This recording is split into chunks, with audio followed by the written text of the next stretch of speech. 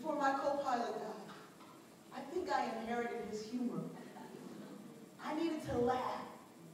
She said, when these things happen in our lives, it's because you're not doing what you're supposed to do. You're not doing what you're called to do. You're not engaged. So I want to talk to you about being fully engaged. A few years ago, Wes Bush said something that challenged me forever. He said, if you want to increase the excellence, increase the performance. That's brilliant. Especially coming from somebody who's like 15.